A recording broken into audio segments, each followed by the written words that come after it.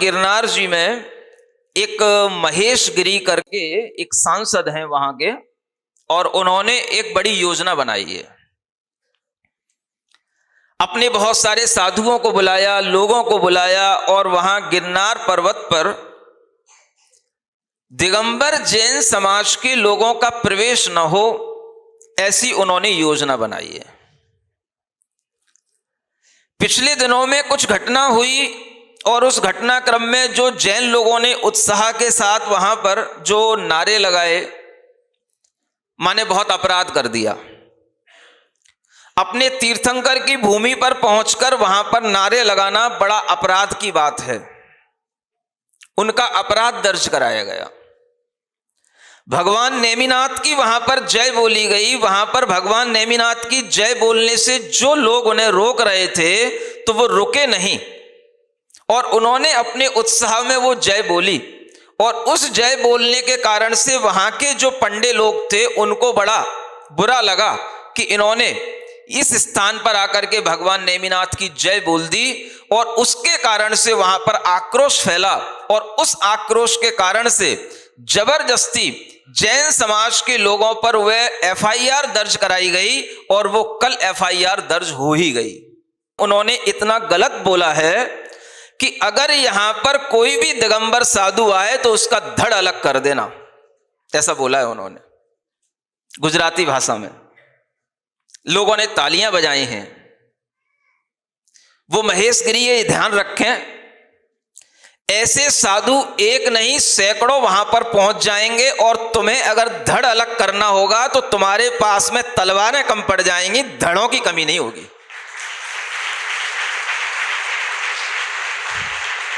ये बात महेश गिरी तक पहुंचा देना। हम लोगों को डराने की जरूरत नहीं है, हम लोगों को कायर समझने की जरूरत नहीं है।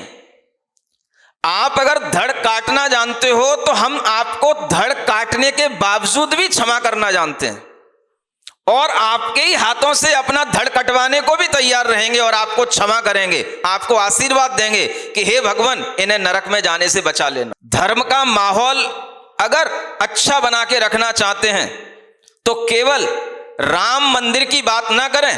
राम मंदिर बाहर से बन रहा है, राम मंदिर की प्रतिष्ठा बाहर से हो रही है, लेकिन भीतर से रावण की अगर भावना है और रावण के कृत्य हो रहे हैं तो ये बात इस भारत धरा के लिए अच्छी नहीं है। ये सब उच्च नेताओं को जाकर के बता देना। एक जगह पर एक और जहां पर आगामी समय में राम मंदिर की प्रतिष्ठा होने वाली है, और एक और जहां पर जैन धर्म के अनुयायी अपने धर्म के तीर्थंकर की आराधना करने के लिए अगर उस पर्वत पर पहुंचते हैं तो वो एक गुनाह कर रहे हैं। जिनके ऊपर एफआईआर दर्ज कराने का कोई कारण नहीं था, और वहां की पुलिस एफआईआर दर्ज इसीलिए नहीं कर रही थी क्योंकि कोई उन्होंने गुनाह नहीं कर दिया था।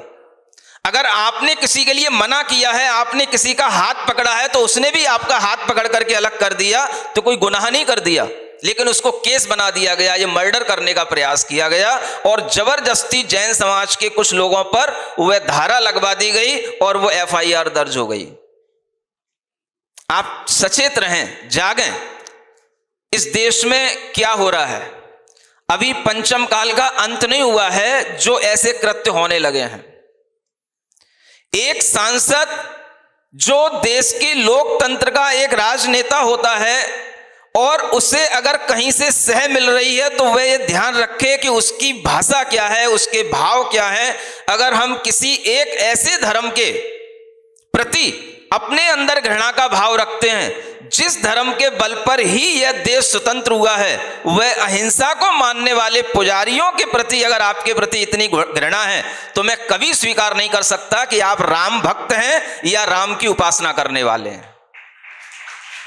क्योंकि राम हिंसक नहीं थे।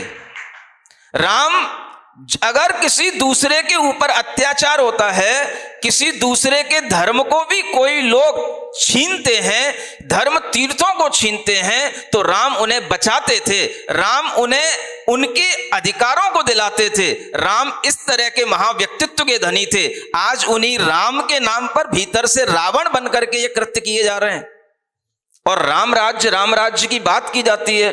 किसी साधु के, दिगंबर साधु के धड़ को काट देना, क्या इस पर कोई एफआईआर नहीं हो सकती? क्या ये शब्दावली किसी एक सांसद के लिए अच्छी शब्दावली है? हम किसी के लिए कोई मानहानि के लिए दावा ठोक देते हैं। अगर राहुल ने मोदी के बारे में कह दिया था कुछ, तो राहुल को चक्कर लगाने पड़ गए दुनिया के, ये मानहानि हो गई। और इधर एक जो साधु, दिगंबर साधु, समाज की, देश की धरोहर है, जो श्रमण संस्कृति अनादिकाल से चली आई है, उस श्रमण संस्कृति की हत्या करने का जहां पर भाव किया गया, उसके ऊपर कोई एफआईआर दर्ज नहीं होगी इस संसार में। इसी का नाम लोकतंत्र है। एक ऐसे देश के लिए जहां पर सभी प्रकार के धर्मों का आदर होता है, जहां पर लोकतंत्र है, और उस लोकतंत्र में अगर इस तरह की दादागिरी होती है तो ये दादागिरी अच्छी बात नहीं है। महेश गिरी की ये दादागिरी अच्छी बात नहीं है।